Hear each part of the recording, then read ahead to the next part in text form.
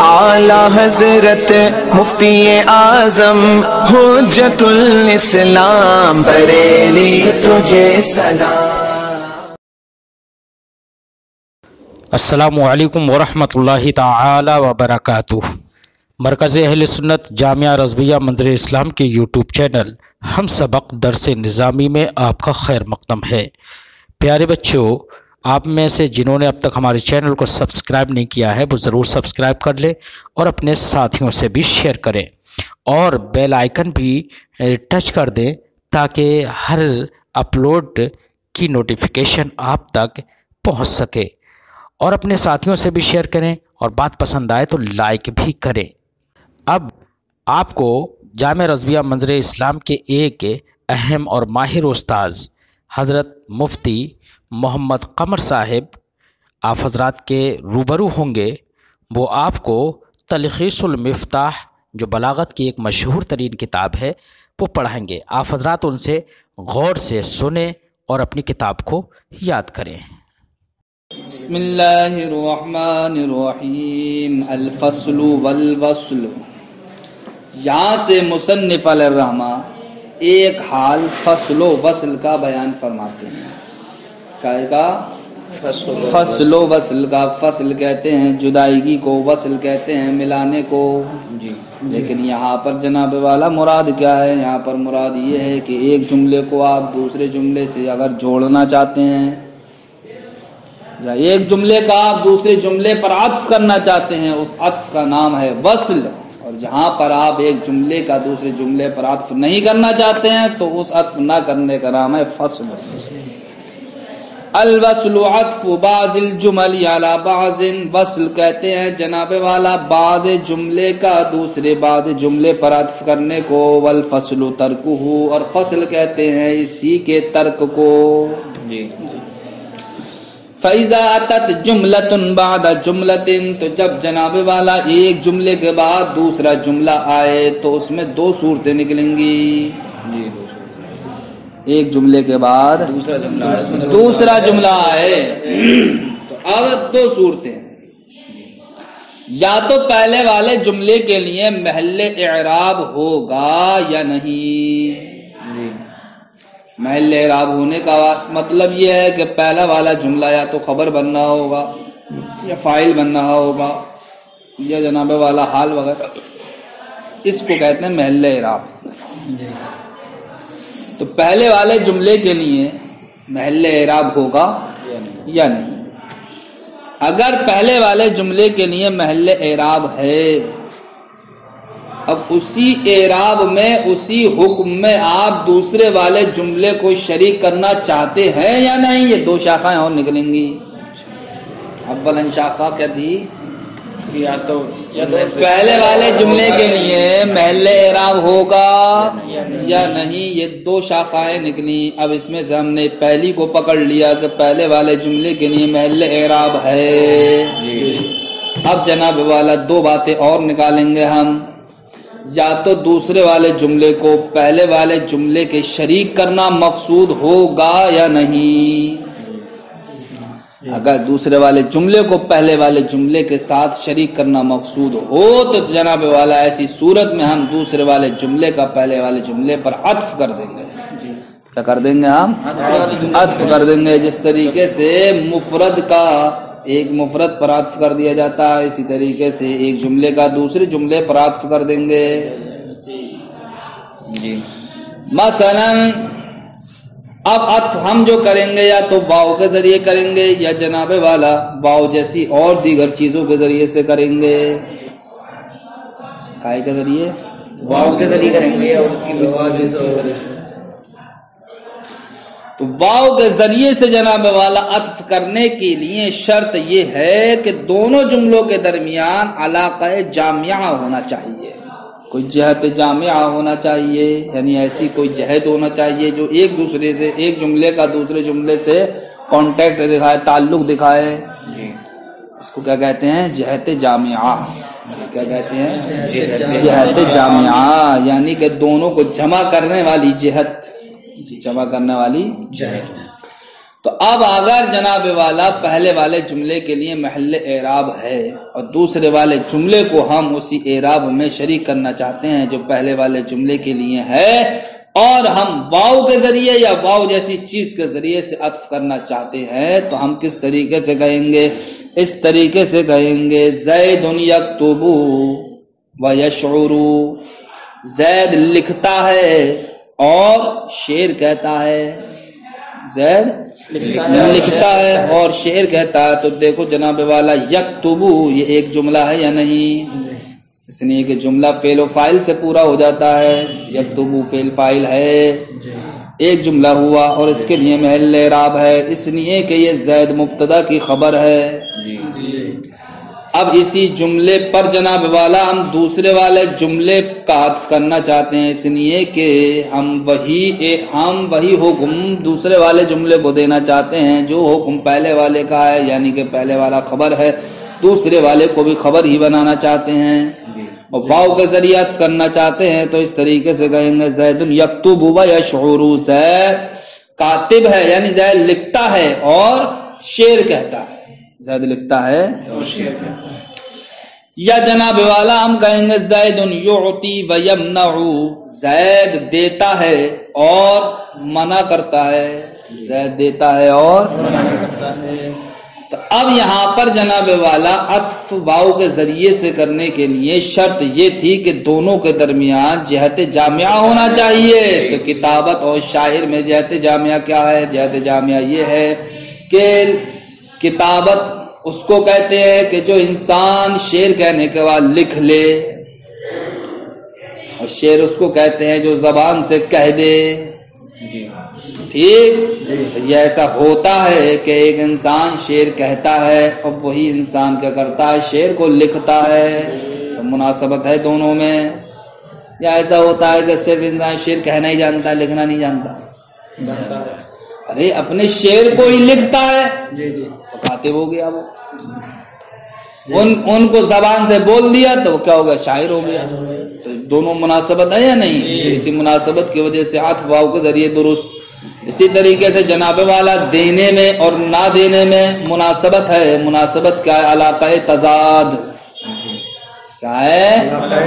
علاقہ تضاد، لہذا اب یہاں پر بھی جہت جامعہ پائی گئی تو اب واو کے ذریعے سے عطف کرنا درست ہو گیا۔ اسی وجہ سے ابھی تمام کے قول کو معیوب سمجھا جاتا ہے۔ کس کے قول کو؟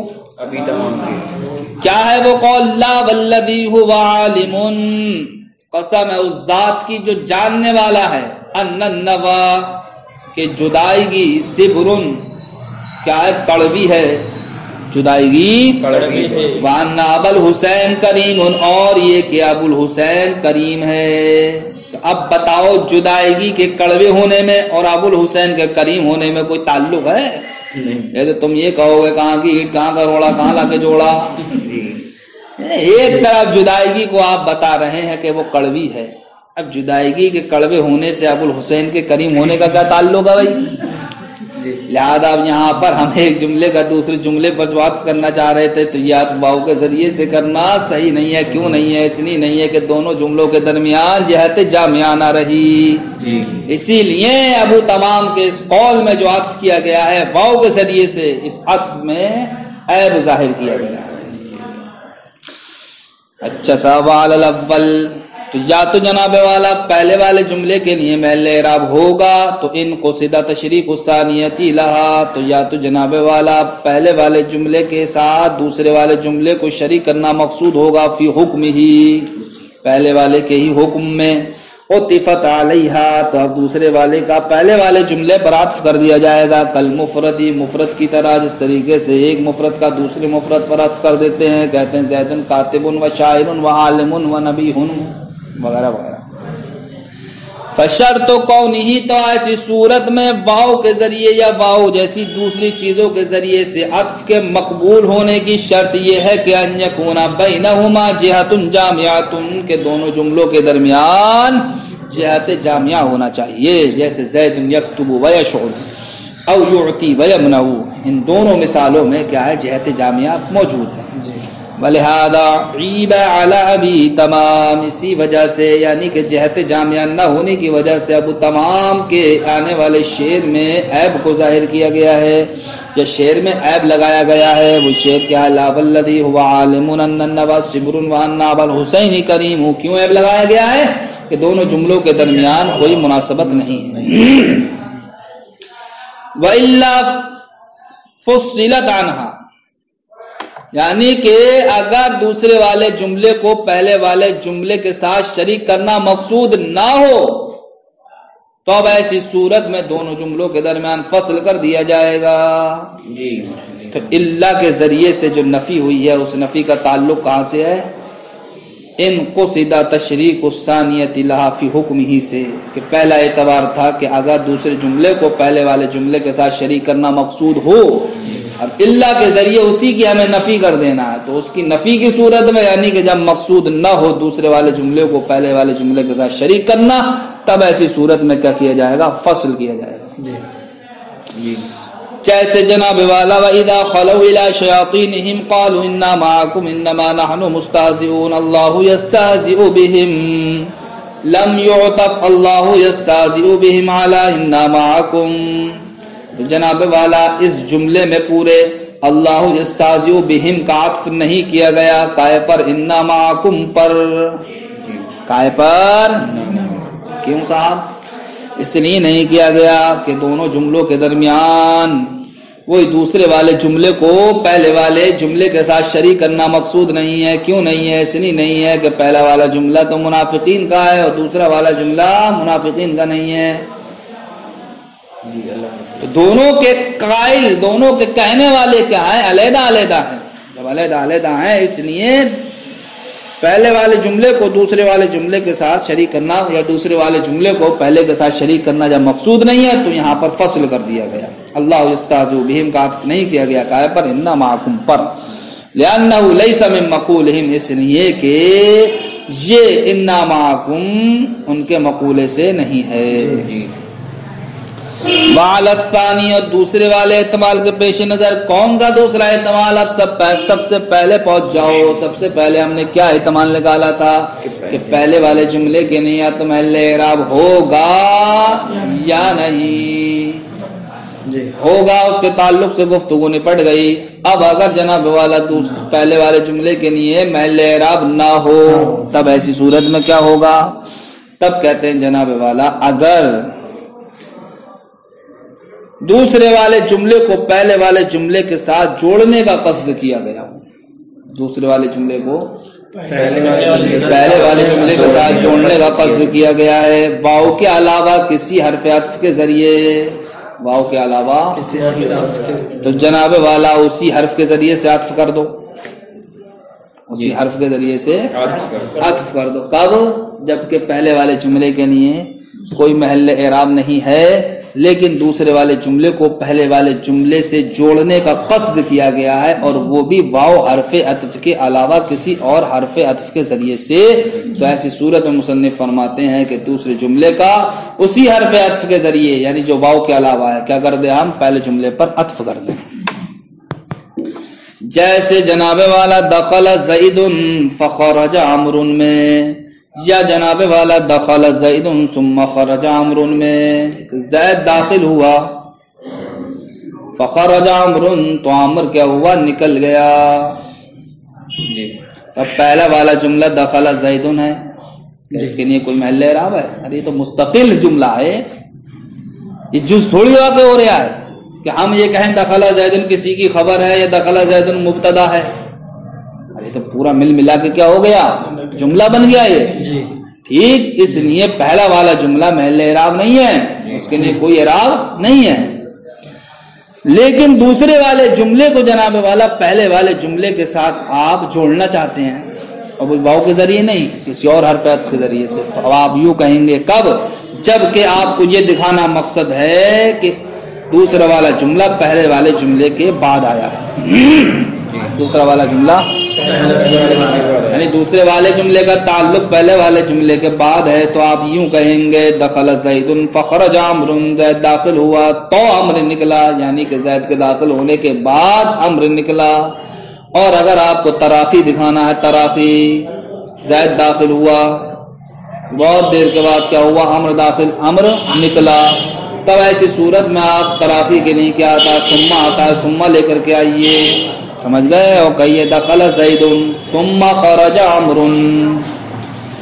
وعلی الثانی، اور دوسرے احتمال کے پیش نظر اس میں پہلا احتمال یہ نکلے گا ان قصد ربطها بها، اگر دوسرے والے جملے کو پہلے والے جملے کے ساتھ جوڑنے کا ارادہ کیا گیا ہو، علی معنی عاطف سوى الواو، واو کے علاوہ کسی اور حرف عطف کے ذریعے، عطفت به، تو اسی حرف عطف کے ذریعے سے دوسرے جملے کا پہلے جملے پر عطف کر دیا جائے، جیسے دخل زید فخرج عمرو میں، یا دخل زید ثم خرج عمرو میں۔ اذا قصد التعقیب، جب تعقیب بتانا مقصود ہو تو فا لے کر کے آؤ، اب المہلت، جب مہلت بتانا مقصود ہو تو ثم لے کر کے آؤ۔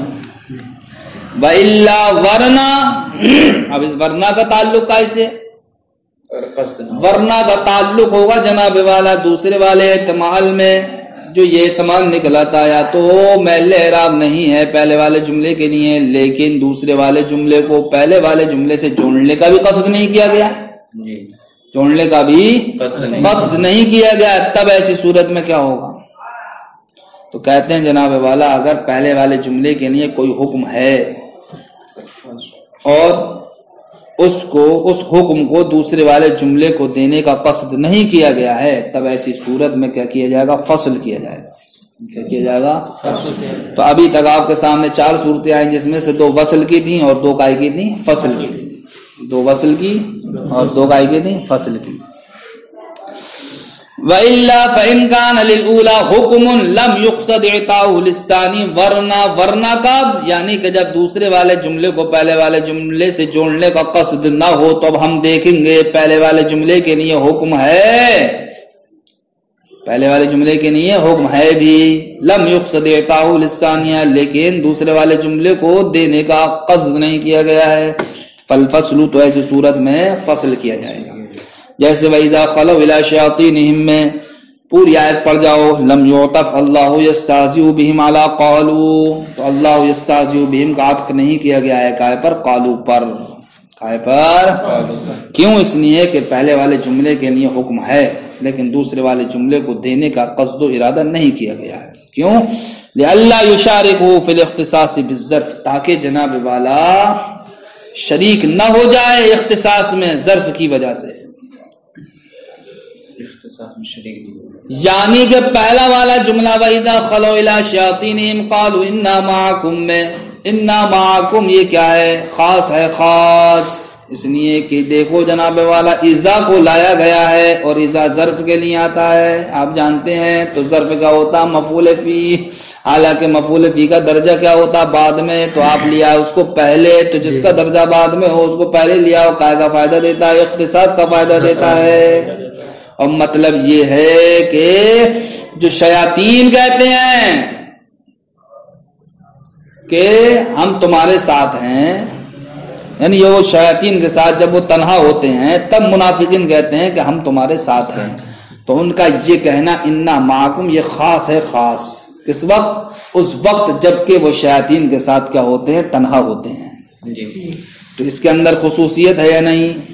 تخصیص ہے، لیکن اللہ یستہزئ بہم یہ خاص نہیں ہے بلکہ یہ عام ہے، اللہ ان کو ذلیل فرماتا رہتا ہے، چاہے وہ اپنے شیاطین کے ساتھ ہوں چاہے شیاطین کے ساتھ نہ ہوں۔ تو دیکھو یہاں پر اللہ رب العزت کا استہزاء فرمانا جیسا اس کے شایان شان کے لائق ہے، جیسا اس کے شایان شان ہے، تو یہ استہزاء فرمانا کیا عام ہے، یہ جب وہ اپنے شیاطین کے ساتھ تنہا ہوتے ہیں اسی وقت ہی نہیں پایا جاتا یہ استہزاء، بلکہ جب تنہا ہوتے ہیں تب بھی اور جب تنہا نہیں ہوتے ہیں تب بھی استہزاء، تو استہزاء کے اندر ہے عموم، لیکن ان کے انا معکم کے اندر ہے خصوص۔ اب اگر دوسرے والے جملے کو پہلے والے جملے کے ساتھ کیا کر دیں گے؟ ہم تعلق جوڑ دیں گے اس کا، سمجھ گئے؟ تو اب لازم کیا آئے گا کہ ہم نے دوسرے والے جملے کو پہلے والے جملے کے کیا کر دیا؟ شریک کر دیا۔ شریک کرنا وہی معنی ہوگا کہ پہلے والے جملے کے لیے اختصاص تھا، دوسرے والے جملے کے لیے بھی ہم اختصاص کو ثابت کر دیں گے، حالانکہ دوسرے والے جملے میں کیا ہے؟ عموم ہے، تو اس لیے ہم نے دوسرے والے جملے کو پہلے والے جملے کا حکم نہیں دینا چاہا۔ اگرچہ پہلے والے جملے کے لیے کیا حکم ہے؟ لئلا یشارکہ فی الاختصاص بالظرف، تاکہ جناب والا دوسرا والا جملہ شریک نہ ہو جائے پہلے والے جملے کے قائم اختصاص میں، بالظرفی ظرفیت کی وجہ سے، یعنی کہ جو پہلے والے جملے میں ظرفیت کو مقدم کرنے کی وجہ سے اختصاص پیدا ہوا ہے، اس کی وجہ سے ہم نے دوسرے والے جملے کا پہلے والے جملے پر عطف نہیں کیا ہے، بلکہ جدائیگی کر دی، فصل کر دیا۔ لما مر رہا، اس کی وجہ سے جو گزرا، کیا گزرا؟ وہی گزرا کہ مؤخر شے کو مقدم کر دینے سے اختصاص کا فائدہ حاصل ہوتا، اور اذا کو یہاں پر مقدم کر دیا، لہذا اس کی وجہ سے اذا خلو الی شیاطین ان معکم میں اختصاص آ گیا۔ وَإِلَّا ورنہ جناب والا، اب اس ورنہ کا تعلق کیسے ہوگا؟ اس ورنہ کا تعلق ہوگا پھر ما قبل والی عبارت سے کہ یا تو پہلے والے جملے کے لیے حکم نہیں ہوگا، ارے اب نفی کرو اس کی، پہلے کیا تھا؟ پہلے والے جملے کے لیے حکم ہوگا، ٹھیک، تو اب اس کی نفی ہوگی اللہ کے ذریعے، تو ہم یہ کہیں گے پہلے والے جملے کے لیے حکم نہیں ہوگا، اور ایک صورت نکل کے یہ آئے گی کہ پہلے والے جملے کے لیے حکم ہوگا۔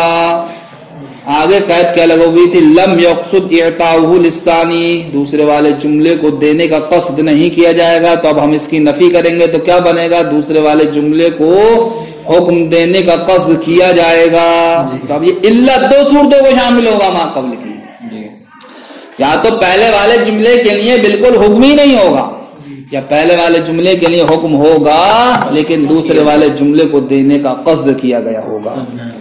فرماتے ہیں تو ان دونوں صورتوں میں 6 صورتیں نکل کے آئیں گی۔ فَإِنْ كَانَ بَيْنَهُمَا كَمَالُ الْانْقِطَاعِ بِلَا ایہام، تو یا تو جناب والا دونوں جملوں کے درمیان کمال انقطاع بلا ایہام ہوگا، یعنی خلاف مقصود، بلا ایہام کا مطلب خلاف مقصود، کمال انقطاع کا مطلب سمجھتے ہی ہو، یعنی دونوں میں جدائیگی ہوگی مکمل طور پر، خلاف مقصود۔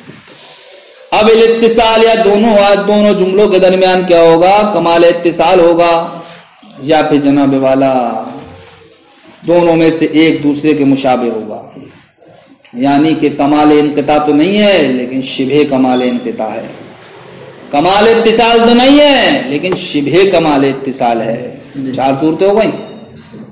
یا پھر جناب والا کمال انقطاع ہوگا لیکن بلا ایہام نہیں، مال ایہام، 5 صورت ہو گئی۔ 6ٹھی صورت دونوں کا درمیان ہوگا، سمجھ گئے؟ دونوں کا درمیان، توسط بین الکمالین للانقطاع والاتصال، یعنی نہ تو کمال انقطاع ہوگا نہ کمال اتصال ہوگا بلکہ درمیانی ہوگا۔ 6 صورتیں ہو گئی ہے۔ کتنی صورتیں ہو گئی؟ ان 6 صورتوں میں سے جناب والا کمال انقطاع بلا ایہام اور کمال اتصال، شبہ کمال انقطاع، شبہ کمال اتصال، ان 4 صورتوں میں جناب والا فصل ہوگا، اور اس کے علاوہ جو 2 صورتیں بچیں گی وہ 2 صورتیں کیا ہیں؟ ایک تو توسط والی اور دوسری صورت کمال انقطاع مال ایہام والی، ان 2 صورتوں میں کیا ہوگا؟ وصل ہوگا۔ وَإِلَّا وَرْنَا فَإِنْ كَانَ بَيْنَهُمَا، اگر ان دونوں کے درمیان کمال انقطاع ہو بلا ایہام یعنی کہ خلاف مقصود، یا کمال اتصال ہو، اور شبہ احدہما، یا ان میں سے ایک کی مشابہت ہو، یعنی کہ شبہ کمال انقطاع ہو یا شبہ کمال اتصال ہو، فَكَذَلِكَ، تو ایسا ہی رہے گا۔ کیسا رہے گا؟ یعنی کہ دونوں کے درمیان فصل ہوگا۔